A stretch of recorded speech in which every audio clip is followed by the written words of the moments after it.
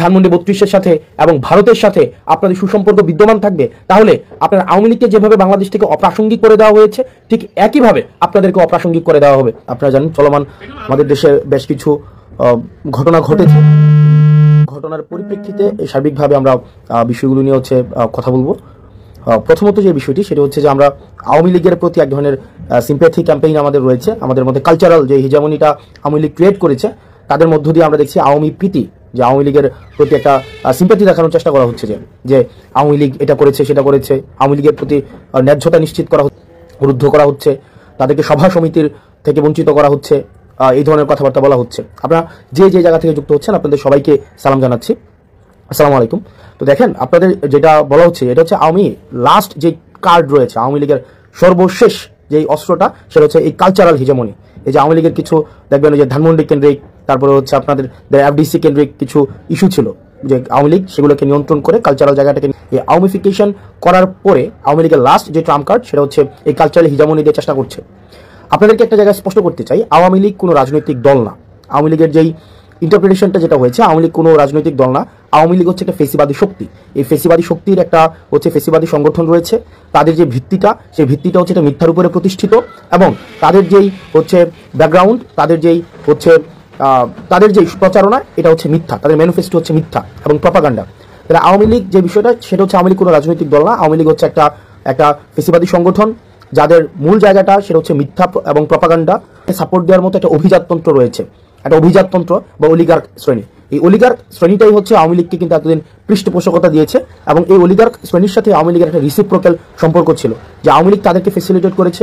আপনি 10-12টা কোম্পানি, 10-12টা গোষ্ঠী তাদেরকে ফেসিলিটেট করেছে, এবং আওয়ামী লীগকে তারা ফেসিলিটেট করেছে। এবং দিন শেষে যেটা হয়েছে, আওয়ামী লীগ একটা জনবিবর্জিত একটা দলে সেখানে পরিণত হয়েছে।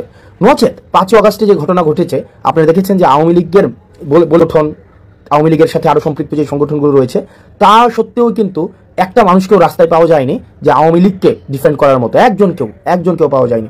তা আওয়ামী লীগের সাথে বেসিক্যালি যে সম্পর্কটা ছিল সেটা হচ্ছে স্বার্থের সম্পর্ক। এখন এই ফেসিবাদ পরবর্তী সময় আওয়ামী লীগ তো এই দীর্ঘ 1.5 দশকের বেশি সময় ধরে আপনার ন্যূনতম যে আপনার যেটাকে বলি যেই মৌলিক অধিকার ছিল, নাগরিক অধিকার ছিল, এই নাগরিক অধিকার পর্যন্ত কিন্তু আওয়ামী লীগ আপনাকে দেয়নি। আওয়ামী লীগ একটা নাগরিক যেই অধিকার রেখেছিল, একটা মানুষ যে নাগরিক হয়ে উঠবে, নাগরিকের সাথে রাষ্ট্রের কিছু কমিটমেন্ট রয়েছে, নাগরিকের সাথে রাষ্ট্রের কিছু আপনার লিগ্যাল কিছু কমিটমেন্ট রয়েছে, কমিটমেন্টের মধ্য দিয়ে জনগণ নাগরিক হয়ে ওঠে। আওয়ামী লীগ কিন্তু একটা মানুষকে নাগরিক হিসেবে কখনোই স্বীকৃতি দেয়নি।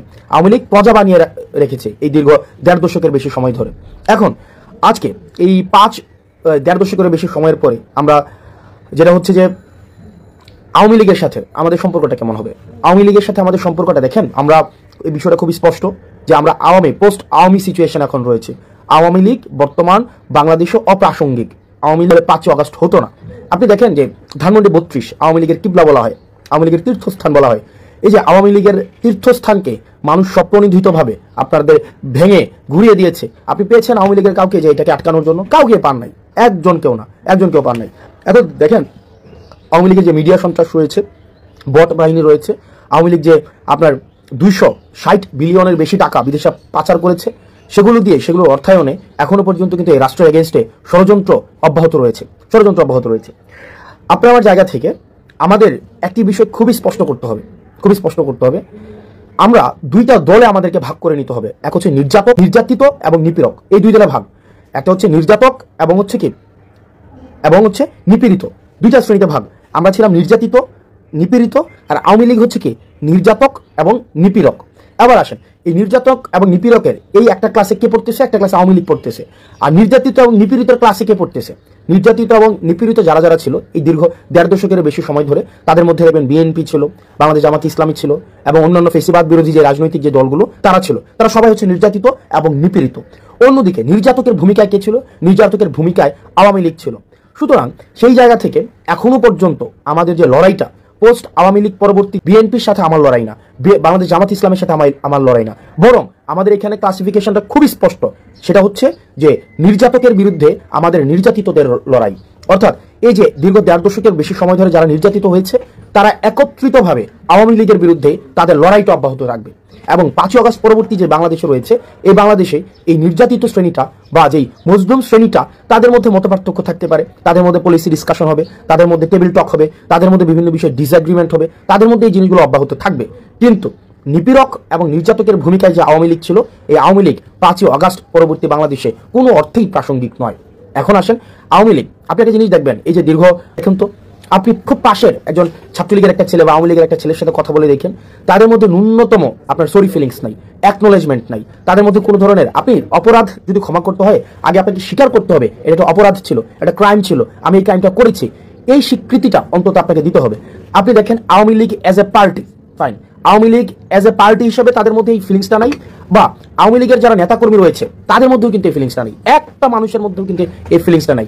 বরং এত মানুষকে হত্যা করার পরেও তারা এখনো পর্যন্ত হুমকি ধামকি হচ্ছে দেখে নেওয়া হবে, তুলে নেওয়া হবে, একদিন সময় আসুক তোদেরকে মেরে ফেলা হবে, তোদেরকে বাসায় থাকতে দেওয়া হবে না। এই যে এত বড় একটা এত নির্যাতন নিপীড়নের পরে 2000 মানুষকে হত্যা করেছে শুধুমাত্র ক্ষমতা টিকিয়ে রাখার জন্য, তিনটি ইলেকশনকে, গণতন্ত্রকে গলা টিপে হত্যা করা হয়েছে। এরপরেও কোনো ধরনের আওয়ামী লীগ থেকে কোনো ধরনের রিগ্রেট নাই, আওয়ামী লীগ থেকে এই পর্যন্ত একটা সরিফিল পর্যন্ত করা হয়নি এ পর্যন্ত। যেমন আপনি আমার কমেন্ট সেকশনে গেলে দেখবেন যে আওয়ামী লীগের মধ্যে আমরা সেই ভীতিটাই সঞ্চার করতে পারি নাই। যেমন দেখেন আপনি জাস্ট 5ই আগস্ট পরবর্তী সময় দেখেন, একটা কমেন্ট করার সময় আমাদের কি পরিমাণ চিন্তা করতে হতো, কমেন্ট দেখে দেখে বাসা থেকে তুলে নিয়ে যাওয়া হতো। দেখেন আপনি যদি আমার কমেন্ট সেকশনে দেখেন তাহলেই দেখতে পাবেন যে আওয়ামী লীগের যে শুয়োর ছানারা রয়েছে, আওয়ামী লীগ সমর্থিত যে শুয়োর ফ্রিডম, তারা কিন্তু এই ফ্রিডমটা কিন্তু চর্চা করতে পারছে। এবং এই আপনি যদি বলেন 5ই আগস্ট পরবর্তী সময়ে স্বাধীনতাটাকে সবচেয়ে বেশি উপভোগ কারা করছে, সেটা হচ্ছে আওয়ামী লীগ করছে। কারণ আওয়ামী লীগের কমেন্ট করতে তাদের ভয় পেতে হচ্ছে না যে তাদেরকে বাসা থেকে উঠিয়ে নিয়ে আসা হবে। এই কারণে তারা তাদের জায়গা থেকে তারা মানে গ্যাদার্সে নির্বিঘ্নে তারা কিন্তু ভয় ভীতি বা তারা তাদেরকে যে একটা আমাদেরকে সবসময় যে এটা করে ফেলবো সেটা করে ফেলবো, এই জিনিসটা কিন্তু অব্যাহত রেখেছে। সুতরাং এই 5ই আগস্ট পরবর্তীতে আপনার আওয়ামী লীগকে যদি আমি ডি আওয়ামিফিকেশন না করতে পারি, আপনি আজকেই দেখেন আজকের ঘটনা, আজকে বেনজির বলেছেন, বলেছেন যে প্রশাসন এবং পুলিশের আপনার সিংহভাগ, উনি সংখ্যাটা উল্লেখ করেছেন 90 ভাগের বেশি হচ্ছে আওয়ামী পুলিশ তাদেরকে প্রোটেকশন দেবে। সো আওয়ামী লীগের নেচারটা, আওয়ামী লীগের খাসিলিয়ত, আওয়ামী লীগের যে চরিত্র, আওয়ামী লীগের যে মনন, আওয়ামী লীগের যে মনস্তত্ত্ব, এই মনস্তত্ত্বের ঊর্ধ্বে আপনাকে যাইতে হবে।